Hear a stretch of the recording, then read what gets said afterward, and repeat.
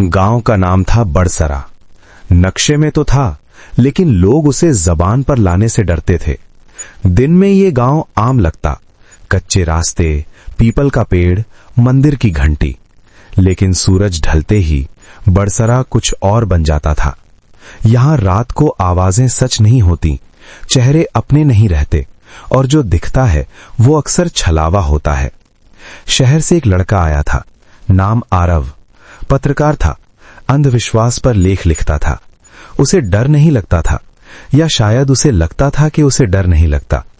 गांव में कदम रखते ही आरव को एक अजीब सी बात महसूस हुई। लोग उसे देख रहे थे, लेकिन आंखों में डर नहीं, चेतावनी थी। बुजुर्ग आदमी, धीमी आवाज, बता फिरे अकेले। आरव मुस्कुराकर, जी मैं लेख लिखने आया हूं। बुजुर्ग ने उसकी आंखों में देखा और धीरे से बोला, देख लेना कि कहीं लेख लिखते लिखते तू खुद एक कहानी ना बन जाए। आरव हंस दिया, उसे लगा ये भी एक कहानी है।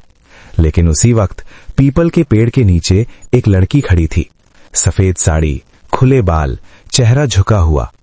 आरव मन में, रात के वक्त यहां क्या कर रही है? जैसे ही आरव ने पलट कर देखा, वहां कोई नहीं था।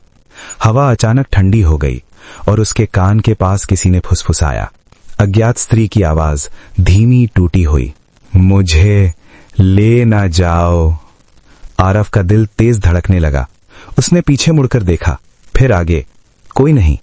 लेकिन जमीन पर गीली मिट्टी पर नंगे पैरों के निशान थे, जो सीधे उसके पैरों तक आकर रुक जाते थे। तभी गांव की घंटी बजी, टन टन टन। सूरज डूब चुका था और बड़सरा की रात शुरू हो गई थी। रात पूरी तरह उतर चुकी थी। बड़सरा की गलियां पहचान में नहीं आ रही थीं। दिन में जो रास्ता सीधा था, रात में वही रास्ता घूम घूम कर उसी जगह लौट आता। आरव जिस घर में ठहरा था वो गांव के बाहर था, पुराना, खामोश और जरूरत से ज्यादा ठंडा। आरव फोन पर, धीमी आवाज, मेरा फोन नहीं लग रहा है। रात के ठीक 12 बजे अचानक घर के बाहर पायल की आवाज आई, छन छन छन। आरव चौंक गया। आरव, कौन है? कोई जवाब नहीं, बस पायल की आवाज अब दरवाजे के बिल्कुल पास थी। आरव ने खिड़की से झांका। बाहर वही लड़की थी, सफेद साड़ी, खुले बाल, चेहरा अब भी झुका हुआ। लेकिन इस बार उसके पैर जमीन को छू नहीं रहे थे। आरव घबराकर, तुम कौन हो? लड़की ने धीरे धीरे अपना चेहरा ऊपर उठाया और आरव की सांस रुक गई। चेहरा आधा सुंदर, आधा सड़ा हुआ। एक आंख सामान्य, दूसरी पूरी काली। आरव पीछे हटा। उसका पैर किसी ठंडी चीज से टकराया। नीचे देखा, पायल, खून से सनी हुई। आरव कांपती आवाज में, मुझे जाने दो। लड़की मुस्कुराई, लेकिन वो मुस्कान इंसानी नहीं थी। अचानक घर की सारी दीवारों से खटखटाने की आवाज आने लगी, जैसे कोई हर तरफ से अंदर आने की कोशिश कर रहा हो। लड़की की आवाज अब उसके कान के बिल्कुल अंदर गूंज रही थी। अचानक सब शांत। दरवाजा खुला हुआ था। लड़की गायब थी, लेकिन जमीन पर गीले पैरों के निशान अब घर के अंदर तक आ चुके थे और दीवार पर नाखूनों से लिखा था, छलावा कभी अकेला नहीं आता। रात का सन्नाटा अब भारी हो चुका था। घर के अंदर हवा नहीं थी, लेकिन मोमबत्ती की लौ अपने आप कांप रही थी। आरव दीवार पर लिखे शब्दों को घूर रहा था, छलावा कभी अकेला नहीं आता। तभी पीछे से किसी ने उसका नाम लिया। वो आवाज उसकी मां की थी। सामने उसकी मां खड़ी थी, वही साड़ी, वही माथे की बिंदी, वही चिंता भरी आंखें। लेकिन उसका साया दीवार पर नजर नहीं आ रहा था। आरव की आंखों में आंसू आ गए। डर कुछ पल के लिए गायब हो गया। मां मुस्कुराई और एक कदम आगे बढ़ी। तभी आरव की नजर उसके पैरों पर पड़ी। उसके पैर जमीन से कुछ इंच ऊपर थे। मुस्कान धीरे धीरे टेढ़ी होने लगी। चेहरा खींचने लगा, जैसे किसी ने चमड़ी को अंदर से खींच लिया हो। अचानक कमरे की दीवारें पिघलने लगी। घर नहीं रहा। आरव अब एक पुराने कुएं के सामने खड़ा था। कुएं के अंदर से बच्चे के रोने की आवाज आई। आरव का सिर घूमने लगा। उसने देखा कुएं के पानी में उसका अपना चेहरा दिख रहा था, लेकिन आंखें काली थीं और मुंह से खून टपक रहा था। पीछे से वही लड़की की आवाज आई। कुएं से एक हाथ बाहर आया, फिर दूसरा, फिर धीरे धीरे वो चीज बाहर निकलने लगी जिसका चेहरा ही नहीं था।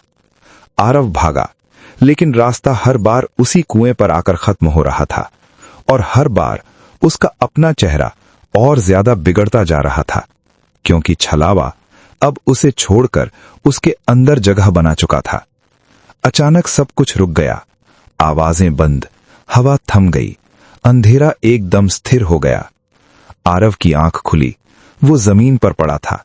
सामने वही पुराना कुआं। दिन की हल्की नीली रोशनी थी, लेकिन कुएं के अंदर अब भी गहरा काला अंधेरा था। कुएं के पास एक पत्थर की मूर्ति रखी थी, आंखें बंद, मुंह आधा खुला। मूर्ति के गले में वही पायल बंधी थी। तभी कुएं से पानी की हलचल की आवाज आई, छप छप। कुएं के अंदर से एक सादी सी आवाज आई। आरव की आंखें अपने आप बंद हो गईं। कई साल पहले इस गांव में एक लड़की रहती थी। नाम कोई नहीं जानता था। लोग उसे छाया कहते थे।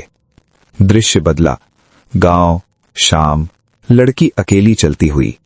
दिखता है गांव वाले पत्थर उठाते हैं, चेहरे धुंधले, बिना। लड़की को उसी कुएं तक लाया जाता है। कोई चेहरा साफ नहीं, बस हाथ।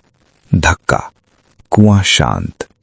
मरते वक्त उसने बदला नहीं मांगा, उसने बस कहा। आरव की आंखें खुल गईं। मूर्ति की एक आंख धीरे से खुल चुकी थी। कुएं से धुआं सा निकलने लगा और उसी धुएं में लड़की का चेहरा बनता है, स्पष्ट नहीं, बस आंखें। धुएं में आरव का चेहरा फिर से दिखता है, लेकिन इस बार वो मुस्कुरा रहा है और असली आरव समझ नहीं पा रहा था कि इन दोनों में असल कौन है। कुएं के चारों तरफ हवा अचानक तेज हो गई। धुआं घूमने लगा, जैसे किसी ने अंधेरे को मथ दिया हो। आरव पीछे हटा, लेकिन जमीन अब पत्थर जैसी ठंडी थी।